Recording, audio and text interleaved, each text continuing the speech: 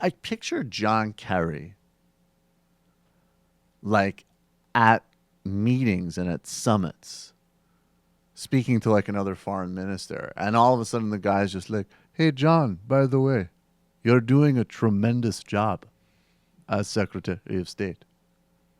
John, I think the summit was really high energy. Like, I just get the sense that John Kerry, it's like on one hand, probably people are like, dude, are either of these fucking lunatics going to become the next president? And at other times, they're just sort of like, John, what's going on? Your French was really low energy today. It's just becoming a global joke. So John Kerry on Face the Nation with John Dickerson basically says that our whole position in the world is getting undermined by the GOP presidential campaign. And then he also goes on to answer critics' charges that, of course, Obama should have dropped everything after the terrorist attacks in Brussels. So let's listen to John Kerry speak. The president was criticized for going to a baseball game in Cuba after the Brussels attacks, the tango in Argentina. What is your response to the critics who say those sticking with his schedule was discordant when there was this happening? My response is to quote Charles Krauthammer, President of the United States' schedule is not set by terrorists.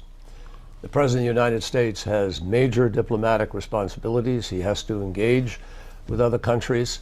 That was an important part of trying to build a relationship and achieve some of our goals with respect to human rights, with respect to transformation in Syria, in Cuba, and elsewhere. And I think the president, life doesn't stop because one terrible incident takes place in one place. The president responded to it.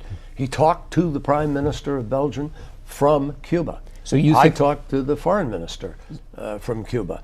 And and an FBI team went to Belgium, is working with them now. We've been in direct contact every minute. So I don't think the president lost one tick. And on the contrary, he continued what he had to do to engage in the diplomacy that had been pre-decided on. In response to the Brussels bombing from Republicans, we've gotten a series of things.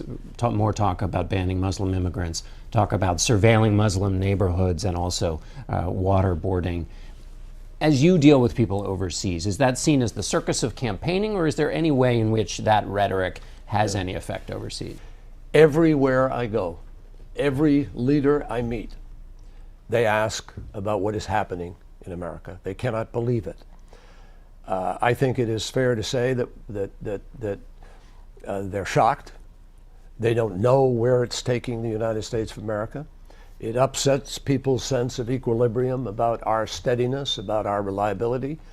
And to some degree, I must say to you, some of the questions, the way they're posed to me, it's clear to me that what's happening is an embarrassment to our country. No doubt about it.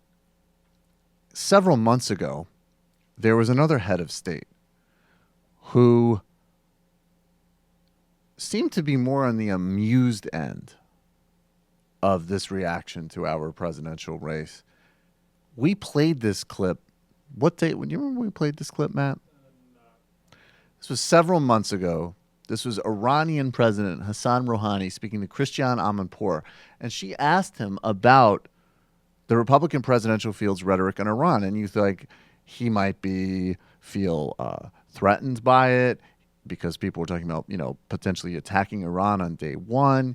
You think he might be offended or angry, but he wasn't any of those things. He was kind of amused, and he had almost like a civics lesson for Republican presidential candidates and Congress. Mr. President, this is the first time you've come to the United States since the nuclear agreement has been signed. You must have been watching from Iran the Republican presidential campaign, and you must have been seeing some of the debates in which many of the Republican candidates have said that if they become president, they will rip up the deal. First of all, what is spoken of here in the United States of America, sometimes when I would have time. Some of it was broadcast live, and I would watch it. Some of it was quite laughable. It was very strange, the things that they spoke of. Some of them wouldn't even know where Tehran was in relation to Iran. Some of them didn't know where Iran was geographically, not distinguishing that one is the capital of the other. So what they spoke of was quite far away from the truth. So the people of Iran were looking at it as a form of entertainment, if you will, and found it laughable. So there you have it. They're literally laughing at us. Hey, exporting our entertainment culture to Iran is a great way to build bridges. Maybe, unless it makes them all think that we're all complete fucking morons. I don't know. I think that ship might have sailed. Like, hey, John, you're doing a fantastic job. It's true. It's really true. I would just like to say all of the Republican presidential candidates, very high energy, very true. Except for Jeb. He's a loser. Everybody just starts talking like Trump to us at every international summit. Hi, I'm Sam Seder, and this is an Ann Coulter doll. You should not be immigrating here. Stay in your country and hate us. For smart progressive talk and a little bit of this and even a little bit of that. Mission accomplished. Subscribe to our podcast, subscribe to our YouTube channel, and like us on Facebook to get some of our best video clips.